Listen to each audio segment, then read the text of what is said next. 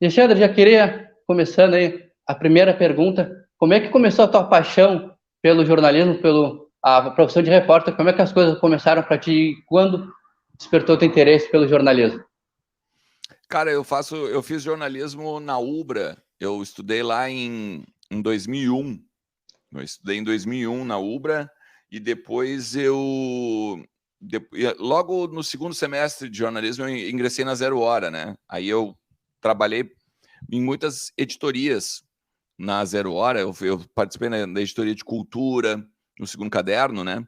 Participei Sim. também do online, e ainda lá no online eu fiz de tudo, né? Geral, economia, política, fiz cobertura de presidente, fiz cobertura de eleições para governador, para prefeito, cobertura, fui coordenador da cobertura online do Planeta Atlântida, da Feira do Livro, editor do Clique RBS, até que acabei recebendo convite para trabalhar no esporte. A partir do momento que eu aí fui trabalhar no esporte, daí eu não saí mais da área esportiva, né? Isso foi em 2011, basicamente. E eu, quando fui trabalhar na Zero Hora em 2001, eu não era formado ainda, né? Eu me formei em 2007 só. Então, tem um tempinho já na parada aí, já como repórter, como diversas, vamos dizer assim, experiências boas aí no jornalismo. Isso aí que faz a gente gostar, né? Cada vez mais. Todo dia é algo diferente, né? Todo dia é uma novidade, continuar cavocando informações, buscando conversar com pessoas e tal. Eu gosto bastante. Mas a área de esporte, de futebol, foi que tu mais te interessou ou teve outras áreas que te chamou mais atenção? É que na verdade, assim, ó, por exemplo, só para ter uma ideia, quando eu fui fazer a entrevista para trabalhar na Zero Hora, eu falei para a entrevistadora que olha, por mim eu gostaria de trabalhar no esporte ou no Segundo Caderno, né? Eu acabei entrando na Zero Hora no Segundo Caderno, acabei fazendo a área de cultura primeiro, né? Eu sempre gostei tanto da área de cultura, música, teatro, televisão, filmes e tal, e também do esporte. Aí eu posso dizer que eu fui bem sucedido, assim, cara. Tudo que eu quis fazer na Zero Hora eu fiz, né? Todos os lugares em que eu quis trabalhar na Zero Hora eu trabalhei.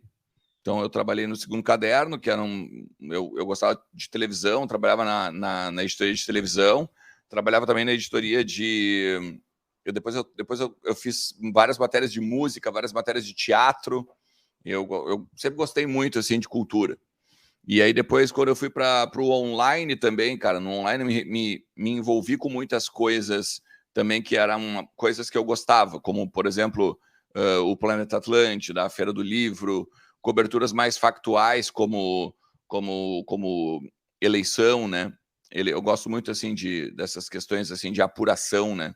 Não a apuração da eleição, mas a apuração que tu tem que entrar em contato com pessoas, falar com as pessoas e tal, né? E o esporte, quando surgiu, já era, vamos dizer, também o meu objetivo no início da carreira, né?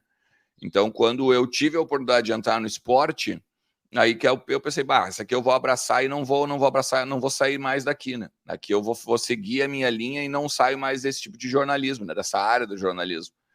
E tô aí até hoje, né? E quando começou nessa área de jornalismo esportivo, tu já era identificado publicamente como torcedor do Inter? Ou Não. tu era mais neutro? E como é que foi para ti no momento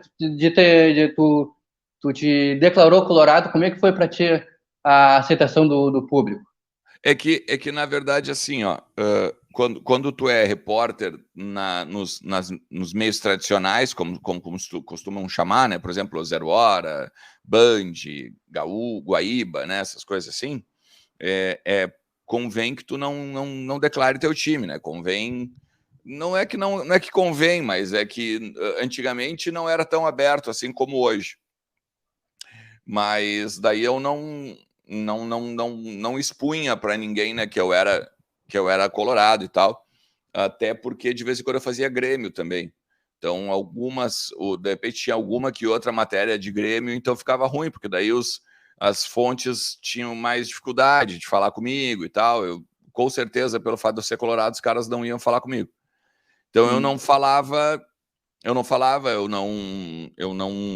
vamos dizer, eu não expus isso para ninguém. Na verdade, todo mundo dentro da redação na Zero Hora sabe o time de todo mundo, né?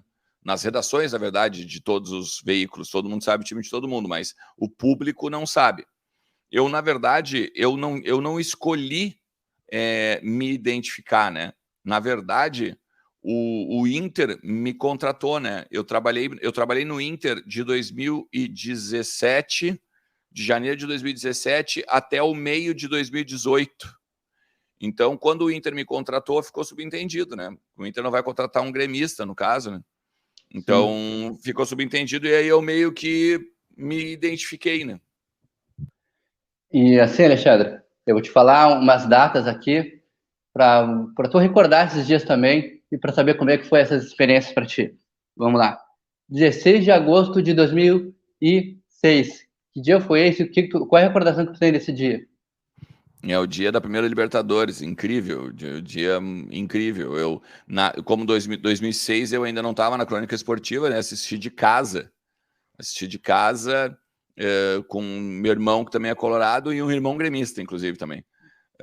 O irmão gremista, obviamente, não gostou da data, né? Mas é uma das melhores coisas. Eu não consegui ingresso, né, para ir. Na época eu não era sócio. Na época, em 2006, eu não era sócio e aí não consegui ingresso para ir para o Beira-Rio naquele momento. Daí assisti em casa com meu irmão, um dos momentos mais incríveis, né, como colorado. 18 de agosto de 2010. Quais lembranças tem desse Esse dia? esse é o Bi, né? Esse é o Bi. Contra o Chivas. E ali ali era engraçado, né? Porque ali eu acho que o Bi da Libertadores meio que foi para coroar 2006, né? Porque 2006 ficava aquela energia assim de, o São Paulo vai fazer um gol a qualquer momento aqui, vai dar problema, né? E aí, em 2010 já não, né? Todo mundo confiava muito mais naquele time de 2010, né? Todo mundo já queria gritar o é campeão, dava para ecoar no estádio o é campeão, que não deu, por exemplo, em 2006, né? Então, também, emocionante. Esse eu estava no estádio. E muito legal ver o Pelé, né? Pelé entregando pro Bolívar a taça e tal. Também um dos momentos mais bacanas, assim, no Colorado. Até pro futebol brasileiro, né? O Pelé representa, sempre vai representar tudo pro futebol e receber uma taça direto do Pelé, né? É outra coisa, é outra emoção. Exatamente. É um cara superlativo, né? É um cara que é um cara que hoje é predicado, vamos dizer, né? Esse aí é o Pelé do jornalismo, isso aí é o Pelé da comida, esse aí é o Pelé. Tu sempre fala assim, tudo que é o melhor, né? Tu usa o termo Pelé, né? E sim, Alexandre, como nem tudo são flores, a gente não pode só comentar só as glórias, né? A gente tem que comentar um pouquinho, fazer uma reflexão das coisas que aconteceram de ruim também. Como nessa data, no dia 14 de dezembro de 2010. Qual é a lembrança que tu tem dessa data aí? Eu te confesso que eu estava bem esperançoso que a gente passaria, a gente enfrentaria a Inter de Milão, né? O segundo tempo, por exemplo, eu não assisti. O segundo tempo do jogo eu não assisti. Na época eu era casado e a minha ex-esposa, ela estava fazendo o trabalho de conclusão, ela estava apresentando o TCC dela. E eu fui assistir.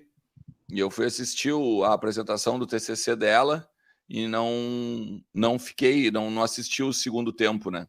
Eu só ficava acompanhando porque o meu irmão ficava me mandando mensagem. Então eu sabia quando estava o jogo, pé da vida, né? Óbvio. Mas aquilo era meio tragédia anunciada, né, cara? Porque o Inter, ele deixou setembro, por exemplo, ele deixou de lado a temporada, né? Ele já não em setembro o Inter já não treinava mais e pensava só no Mundial, e aí tu perde muita qualidade, né? Com certeza. Perde ritmo de jogo, concentração também, né? Claro, tu tem que estar querendo, né? Tu tem que estar 100% quando tu chega lá, né? E não foi, não, por mesmo o Inter negligenciou demais, né? O seu segundo semestre, e isso repercutiu lá dentro do campo. Mas, cara, assistindo aquele jogo que eu assisti também, o Inter teve várias oportunidades de fazer o gol. O Inter foi errando, foi deixando para depois, para depois. Quando tomou o primeiro gol, se assustou. Tu acha que o Inter entrou em campo pensando que ia fazer o gol a qualquer momento? Ou como é que tu avaliou aquele jogo? Um pouco sim, um pouco sim, um pouco sim. E até conversando assim com o Fernando Carvalho também disse que o grande erro foi não um salto alto, sabe? Mas mais um foco diferente de 2006. Em 2006 estava todo mundo sabendo, nós vamos pegar o Barcelona, nós vamos ter que passar por cima, nós vamos ter que segurar os caras. Tinha muito mais o foco voltado para a taça, para o campeão e tal, né? Ali 2010 já tinha ganho Sul-Americana, já tinha sido finalista da Copa do Brasil. O Inter estava papando tudo praticamente, né? Todos os anos tinha um título de expressão. E daí ali também tinha muita badalação em cima do Inter, né? Porque a Inter de Milão, ela não tava tão bem naquela época, né? Tanto que eu lembro, os meus amigos gremistas todos diziam, vocês vão ser bicampeão do mundo, né? Então, criou-se um relaxamento, né? Criou-se um relaxamento naquele grupo, criou-se um relaxamento dentro da própria comissão técnica e tal. E aí deu no que deu, né? Então, pelas tuas palavras, parece que foi o mesmo relaxamento que o Barcelona teve quando enfrentou o Inter, né? Em 2006.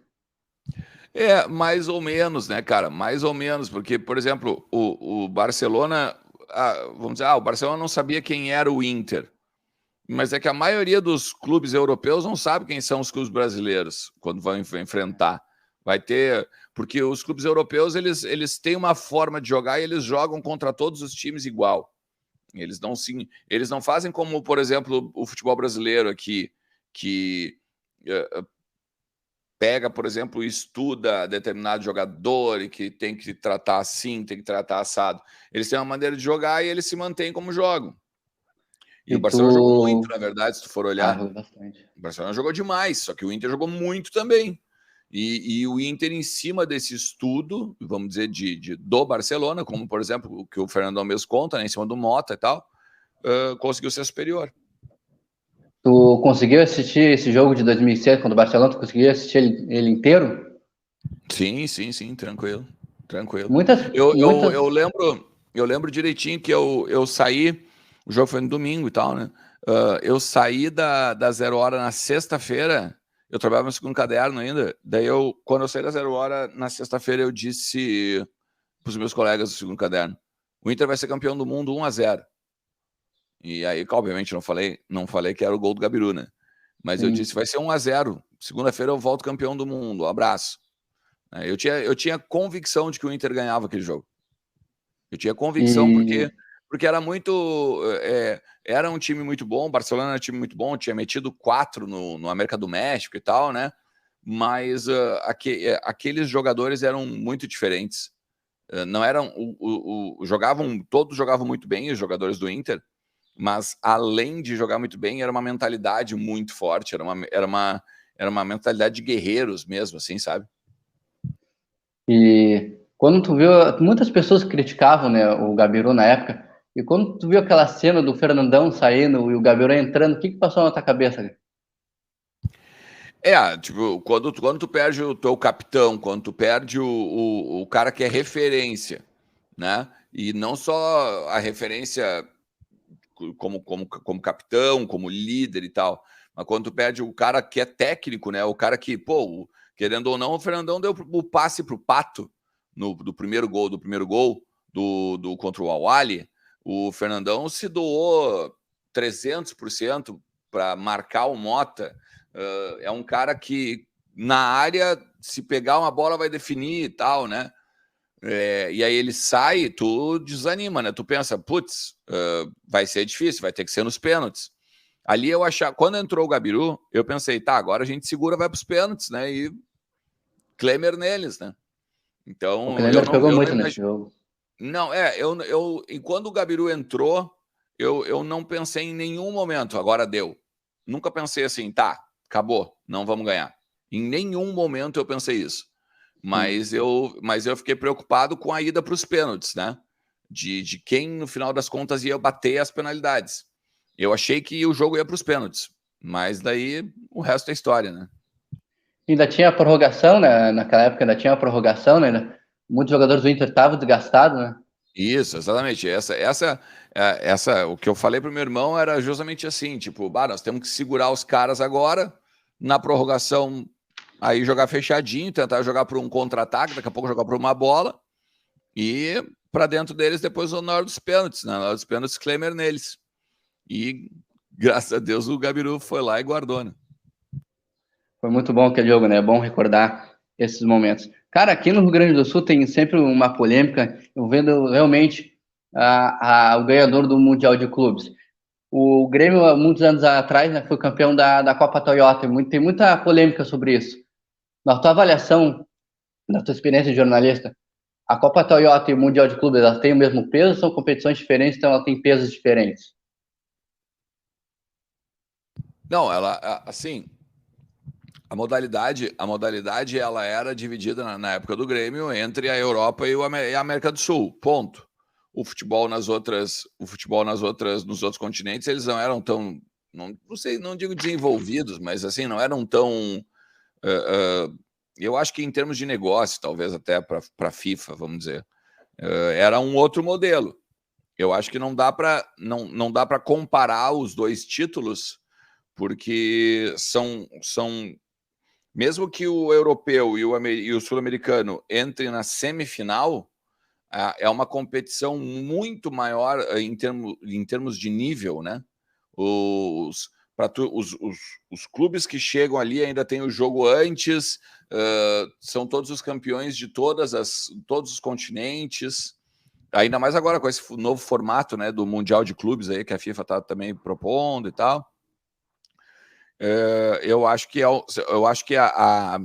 o peso do campeonato ele é totalmente diferente, né? Principalmente a partir do momento que a própria FIFA reconhece isso, né? Não, a partir de agora o campeão do mundo é 2001 para cá. Então eu acho que são pesos diferentes, muito diferentes. E agora com essa nova ideia que a FIFA quer fazer, um novo formato de se espelhar na Copa do Mundo, colocar ali 32 seleções, né, times no caso, para disputar o Mundial, tu acha que os clubes brasileiros e os clubes sul-americanos vai ser mais difícil de se ganhar essa competição?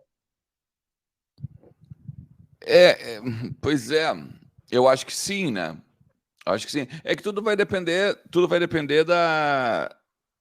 vamos dizer assim, de como os times europeus também vão encarar isso, né?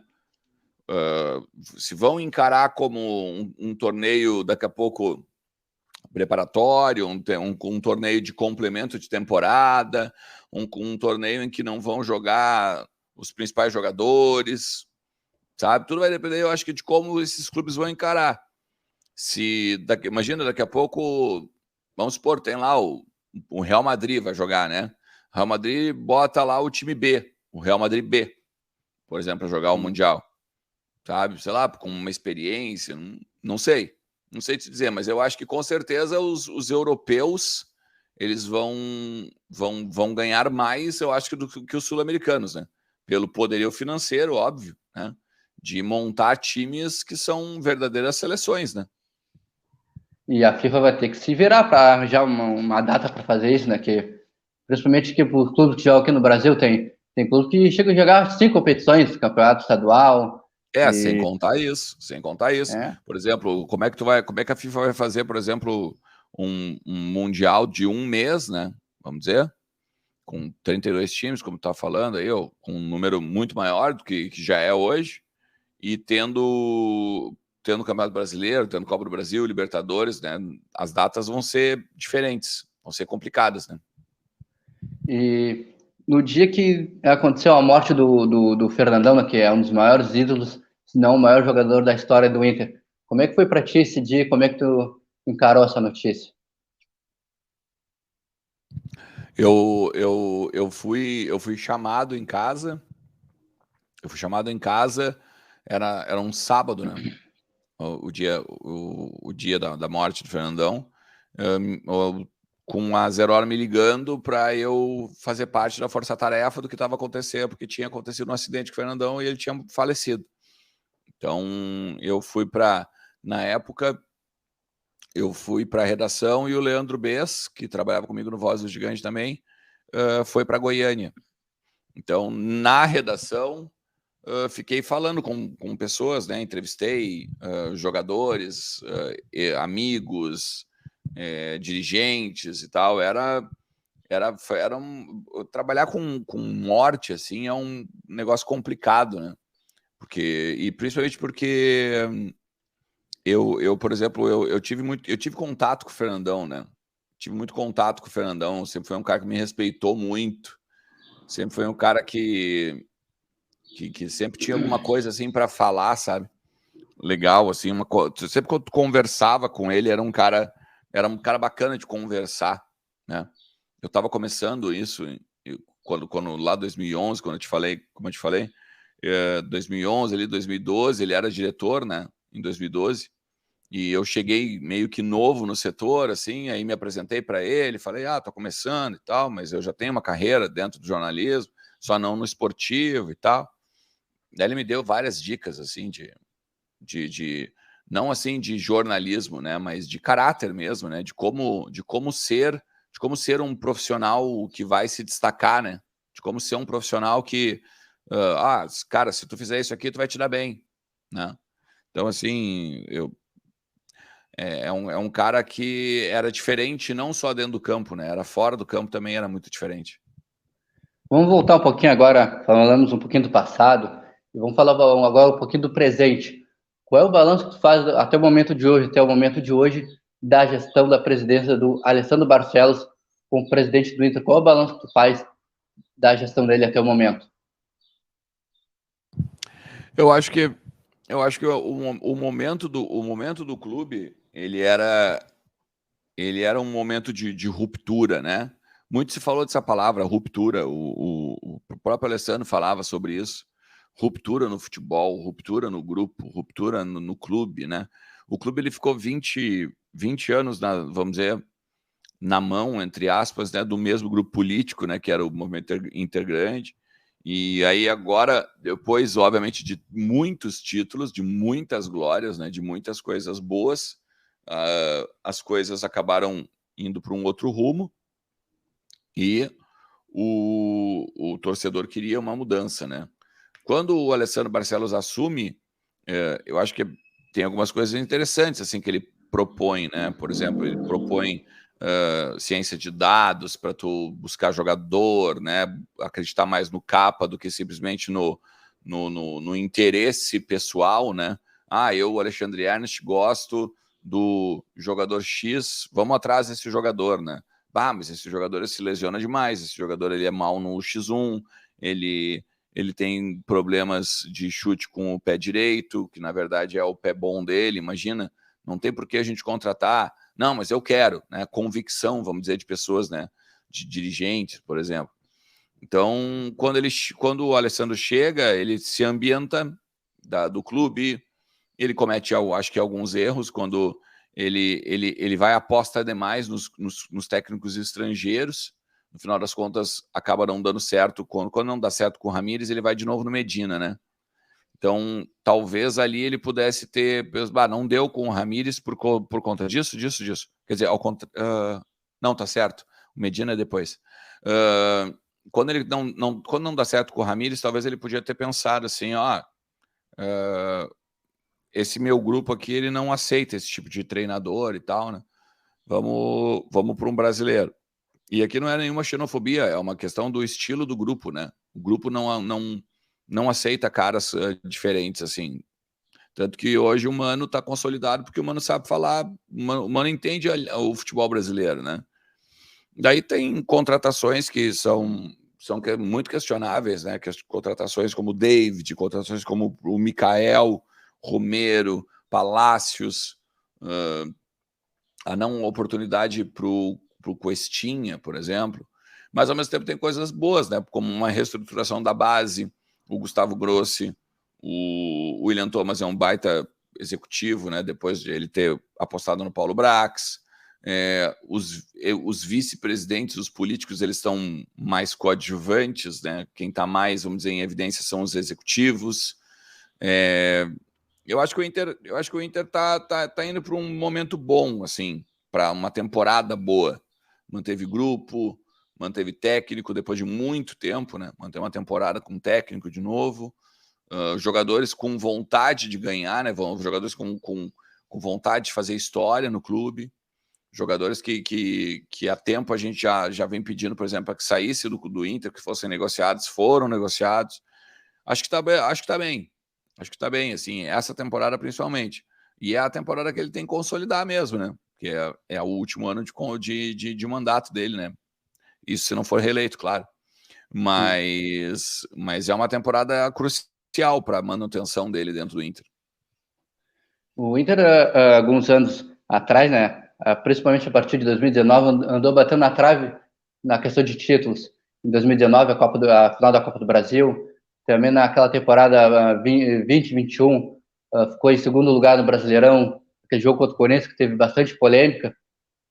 E ano passado, também, na temporada passada, ficou com o vice do Brasileirão. O que tu acha que está faltando para o Inter voltar a erguer taça? Que é uma cobrança bastante por parte da torcida. É que, assim, esses dois vices brasileiros, né? Eu acho que tem várias particularidades, né? Tu vai, por exemplo, assim, o vice da Copa do Brasil, o Atlético Paranaense era um time bem ajeitadinho, era um time bacana e tal, do Thiago Nunes ali. Só que eu acho que o Inter poderia ter feito uma melhor frente, né? Perdeu o jogo no Beira-Rio, lotado, com inúmeros torcedores ainda fora do estádio e tal. Se perdesse jogando bola, eu acho que não teria sido tão frustrante como foi, né, do jeito que foi ainda, né, com o Cirino fazendo aquele lance em cima do Edenilson, do Sobis e tal. Eu acho que o 2019 o predicado é frustração, né? O de 2020, ali 2021, o Inter chegou a abrir muitos, porque se o Inter tivesse perdido ainda pro vice-campeão, tudo bem, pro segundo lugar, né? Que o segundo passou o Inter, mas não, né? O Flamengo vem de uma arrancada lá atrás, o Flamengo não era nem vice, né? Se eu não me engano, o Inter chegou a ter, eu acho que 9 ou 11 pontos de diferença pro Flamengo, sabe? E aí o Flamengo ainda consegue ganhar o campeonato. Então, eu acho que o predicado de 2020 é incompetência mesmo, né? Faltou competência para ganhar um jogo a mais, faltou competência para entender coisas que fazem tu ser campeão, né? Como maior concentração, ou como se doar um pouco mais, esse tipo de coisa. E o de 2021 agora, o 2022, melhor dizendo, é a surpresa, né? Porque ninguém imaginava que o Inter ia ser vice-campeão brasileiro. Mas daí quando muda, sai o Medina, entra o Mano e o jeito de jogar ele começa a encaixar, eu acho que o predicado de 2022 ele é surpresa, mas ao mesmo tempo um pouquinho de decepção, né? Porque talvez não decepção com o time, mas decepção com o momento, né? Porque pensa, o Inter faz um dos principais porcentagens, né, de pontuação histórico, né? Ele fez pontuação de campeão. Só que aí o Palmeiras foi lá e estava inspiradíssimo na temporada, né? Então fica aquela questão assim do quase, mas ao mesmo tempo sabendo que, pelo menos foi pro Palmeiras, não foi para um time que veio lá de trás e nos passou pela nossa incompetência, como foi em 2020, por exemplo, né? 2020 e 2021. Esses clubes que têm um aporte financeiro, como o Palmeiras, tem um baita técnico também, né? O Flamengo, o Atlético Mineiro também, e outras equipes que têm um aporte financeiro melhor que o do Inter. E com essa nova atualização, com os clubes querendo virar SAFs, né? Tu acha que essa implementação de um clube virar SAF, tu acha que com o Inter e com o Grêmio isso daria certo? Eu não sei, eu não sei se daria, não sei se o termo daria certo, sabe?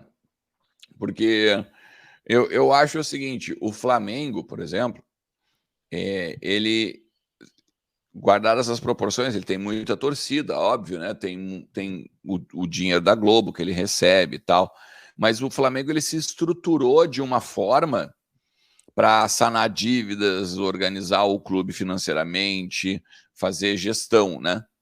E ele não precisou ser SAF para isso, né? O que precisa é com que as pessoas entendam que o clube não é uma aventura, né? É a mesma coisa assim, se tu pegar de exemplo o torcedor, traz o Suárez. Beleza, mas o Suárez é 1,5 milhão por mês. Dá um jeito, temos que contratar. Beleza. Tu não faz isso na tua casa, né? Tu não faz isso na tua casa. Tu não compra um televisor dando um jeito, né?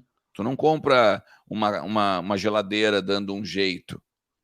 Porque tu sabe que vai faltar dinheiro lá na frente para tu daqui a pouco pagar uma luz, daqui a pouco pagar um aluguel, pagar um condomínio, porque essa televisão, eu não posso ter essa televisão agora, né? Então, o que eu tenho que fazer? Deixa eu estruturar a casa primeiro para poder ter essa televisão depois. Então, é meio semelhante com o negócio do futebol, né? Tu não pode gastar mais do que tu pode gastar. Quando tu gasta mais do que tu pode gastar, tu tem que fazer um empréstimo. Quando tu faz um empréstimo, tu aumenta a dívida do clube. Quando tu aumenta a dívida do clube, tu diminui o poderio financeiro. E assim vai. Então, o Flamengo hoje, tem a frase clássica, né? Todo mundo quer ser o Flamengo de agora, mas ninguém quer ser o Flamengo lá de 2013, 2014, quando ele estava se organizando financeiramente. Então, a torcida tem que entender talvez isso, né? Só que é o momento da torcida tá tão carente de títulos que não vai ter esse entendimento, né? Se chegar um cara aí botando dinheiro no clube, os caras vão adorar. É só tu ver. Olha agora quando o Suárez apareceu no saguão do Salgado Filho, os caras estavam gritando Celso Rigo, né? E a que preço, sabe?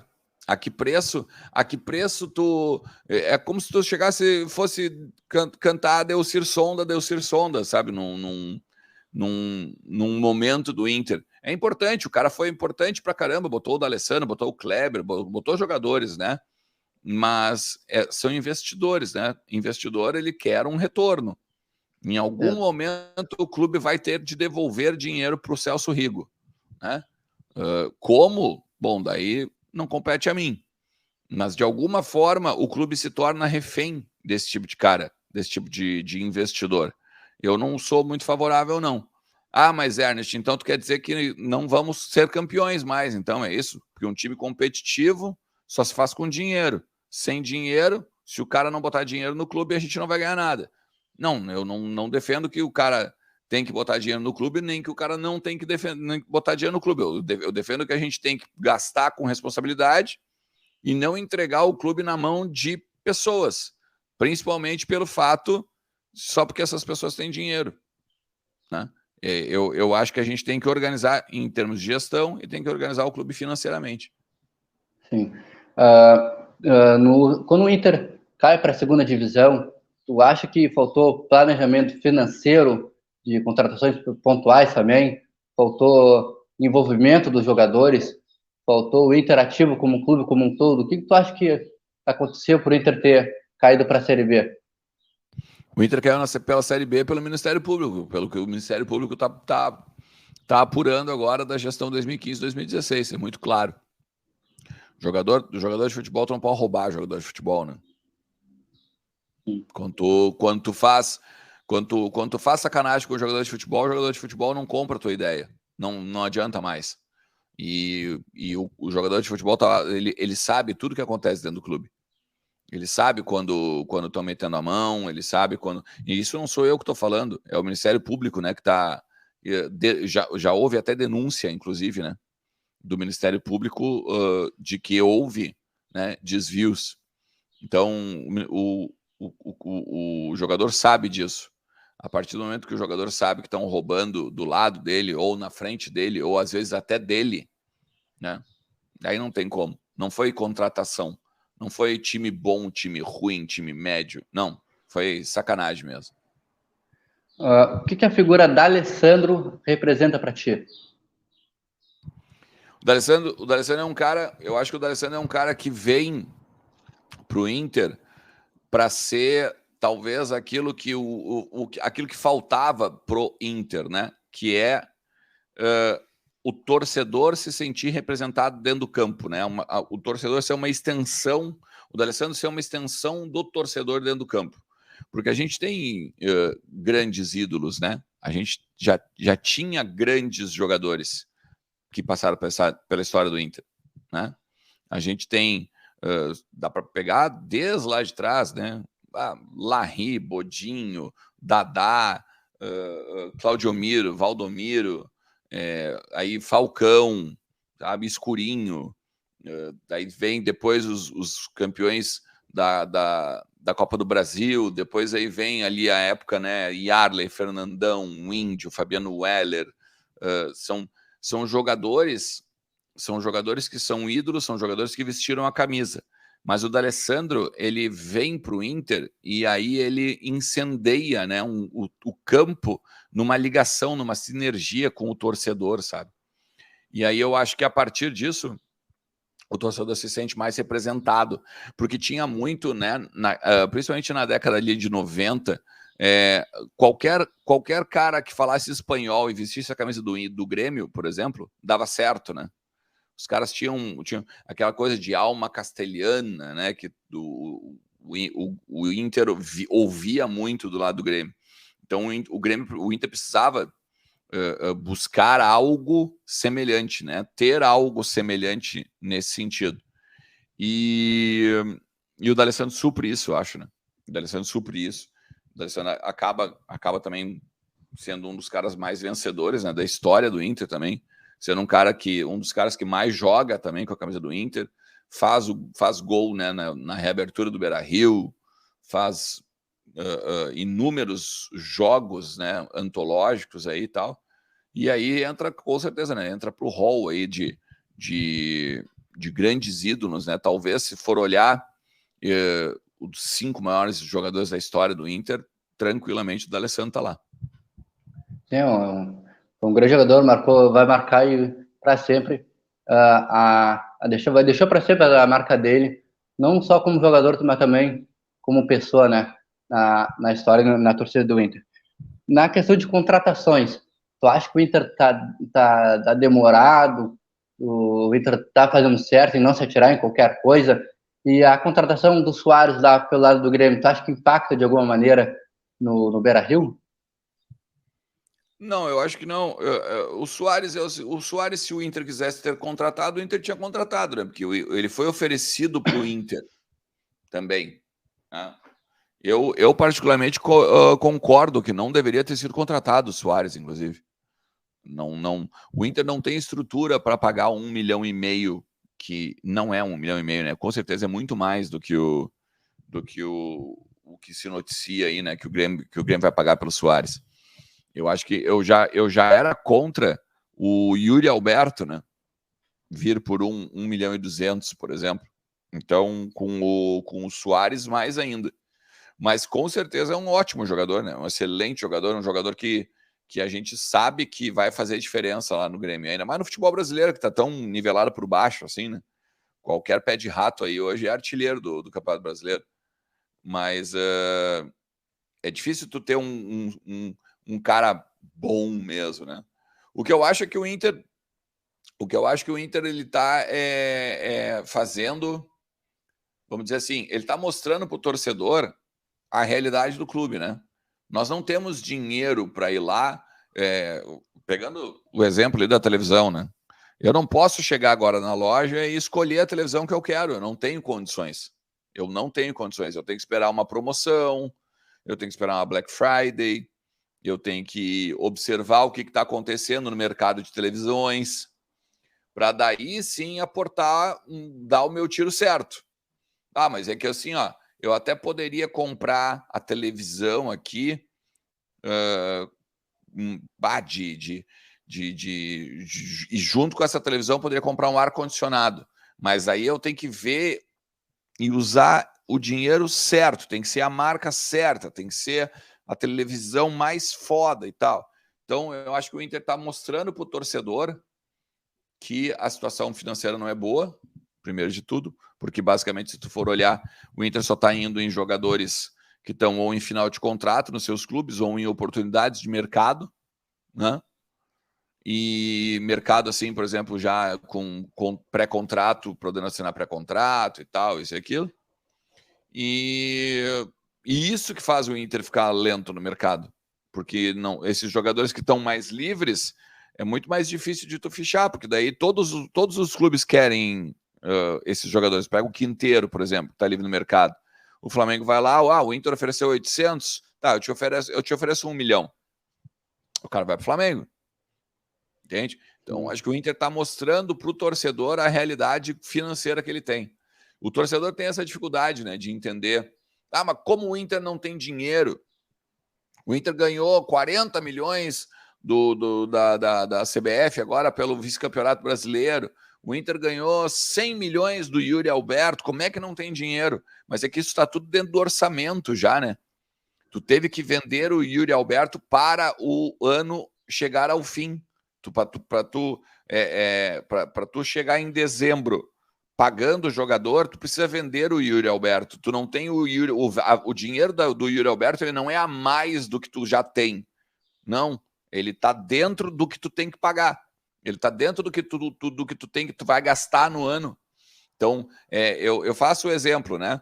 Ó, o Inter bota lá no orçamento de 2023 que vai ter que fazer um exemplo, tá? 100 milhões de vendas, beleza? Se o Inter fizer 100 milhões de vendas, ó, vai um Vzinho no lado da linha lá no orçamento, né? 100 milhões em vendas, beleza. O Inter acredita que vai chegar entre os 4 do Brasileirão.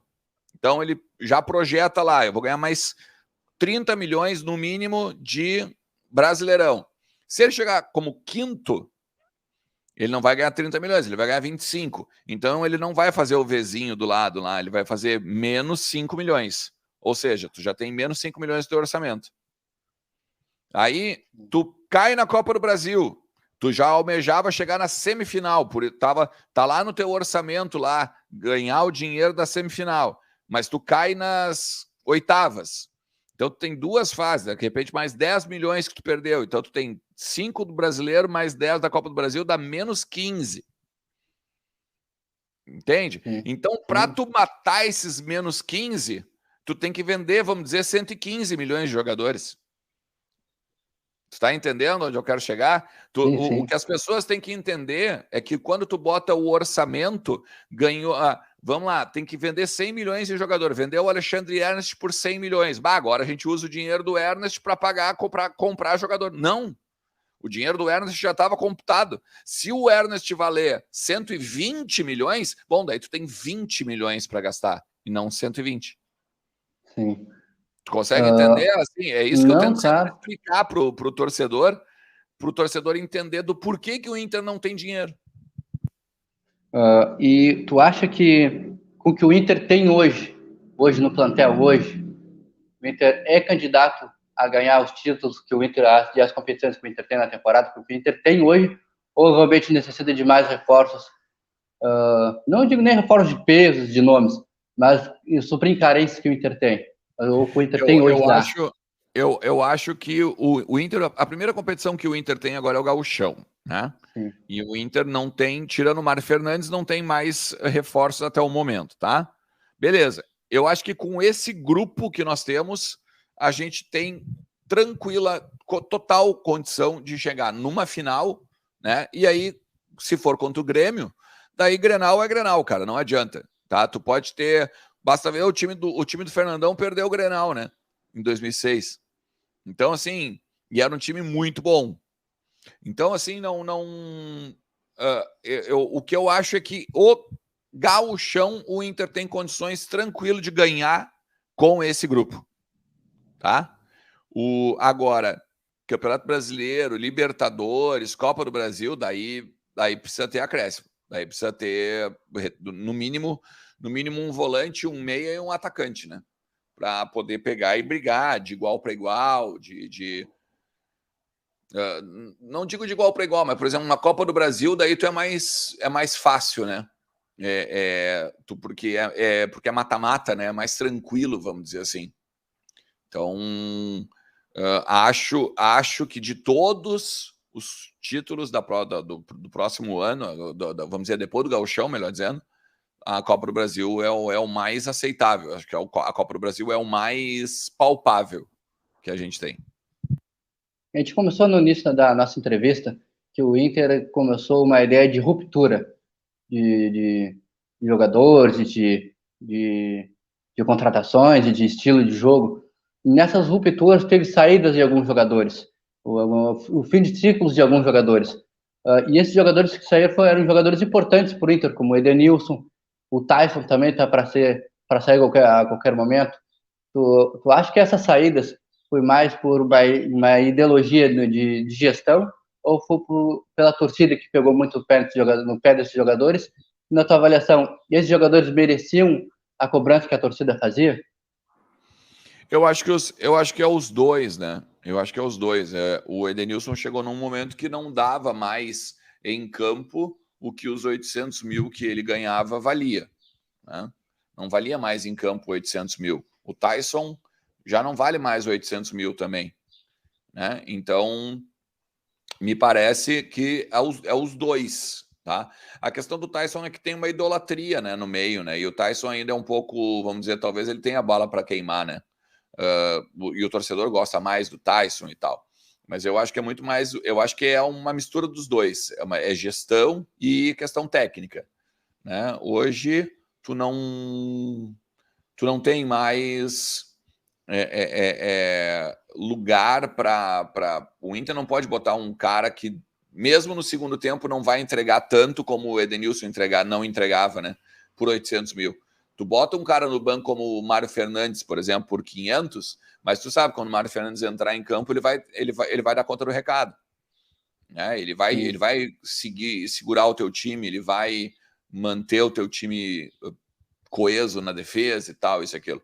Não é o que está acontecendo com o Tyson, não é o que está acontecendo com o Edenilson, ainda que eu acho que o Tyson tem bala na agulha para queimar ainda, mas o Edenilson eu já não queria mais no Inter mesmo. E essa ideia que não só o Inter, muitos clubes fazem de repatriar jogadores que estão numa certa idade na carreira, ou que já conquistaram tudo que tinha que conquistar e querem voltar para os seus clubes onde eles começaram. Tu é adepto dessa ideia ou acho que o que passou, passou, o que foi conquistado e vida que segue? Cara, é que assim, eu acho que é legal voltar para o clube, né, onde começou e tal. Eu acho que é legal ter reconhecimento por isso, sabe? É como o D'Alessandro sempre dizia, né? O Inter me deu tudo, né? Deu dinheiro, deu fama, deu prestígio, deu os títulos, deu a história que ele tem no futebol. Eu acho que é bacana quando o jogador ele reconhece isso e quer trazer de volta, né? Mas assim, claro, né? Tem que se ligar também quando o jogador quer fazer isso, vamos dizer assim, ganhando algo que ele já não vale, né? Vamos dizer Ele não assim. vai entregar mais? Que ele não vai entregar mais. É como eu falei, o Edenilson por 800 já não vale mais para o Inter, né? Então, daqui a pouco, vai jogar o Ernest quer voltar para o Inter por 2 milhões por mês. Daí não dá, né? Daí não, né?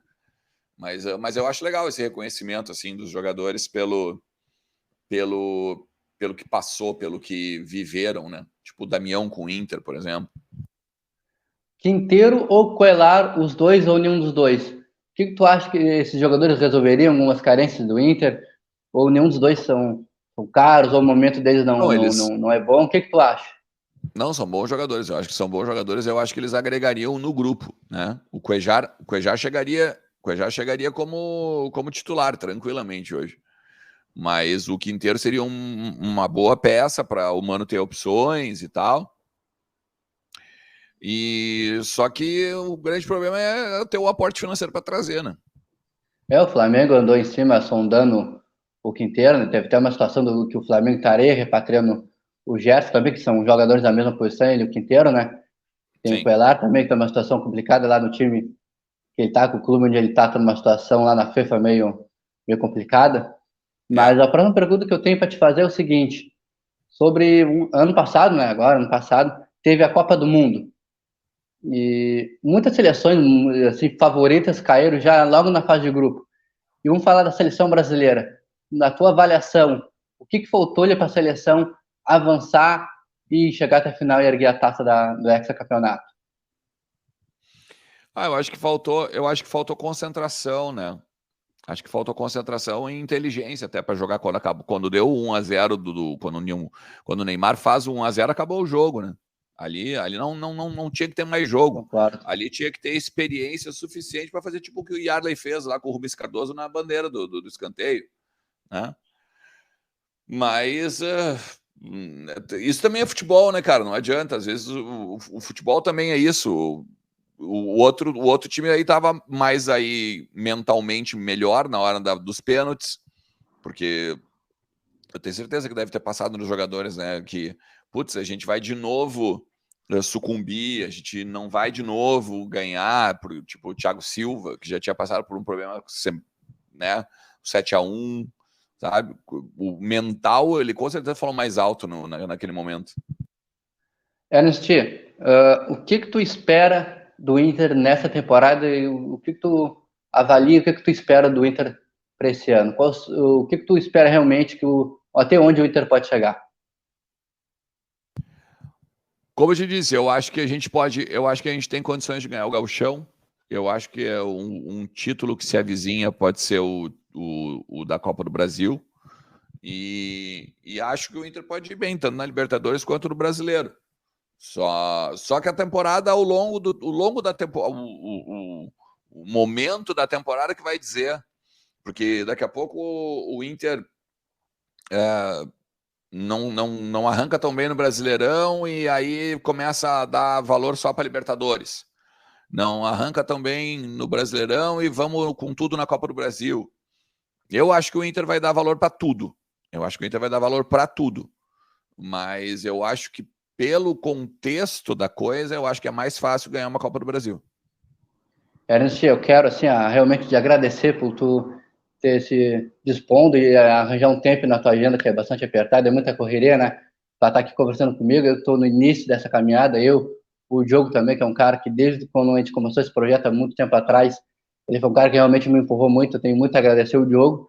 E eu quero te agradecer também por tu aí conversar comigo, passar um pouco da tua experiência, conversar, trocar uma ideia sobre futebol, sobre Inter, e eu espero que a gente tenha mais outras oportunidades. Eu te desejo toda a sorte do mundo em todos os teus projetos, não só na área profissional, como em toda a tua vida, e que as coisas aconteçam nesse ano para nós dois, né, que as coisas sejam boas, né, e eu te desejo tudo de bom, cara, muito obrigado mesmo. E eu que te agradeço, cara, gosto bastante de trocar ideia com a galera aí, eu sou super acessível mesmo nesse sentido, sempre que precisar, entre em contato aí, a gente troca uma ideia, beleza? Sorte aí para todo mundo aí, feliz ano novo aí para quem está nos assistindo. Um forte abraço para todo mundo aí. Foi muito legal bater esse papo. Muito obrigado. E, pessoal, entre lá no canal do Alexandre Ernest, né? Deixa lá o teu like, te inscreve no canal, acompanha o trabalho que é fenomenal do Alexandre Ernest. E aqui também no canal central do Futebol RS. Eu sou o repórter Matheus Fernando e essa foi a entrevista com o setorista do Voz do Gigante também, do canal Alexandre Ernest. Muito obrigado, Alexandre. Forte abraço e fica com Deus, cara. Tchau, tchau. Tchau, tchau. Central do Futebol.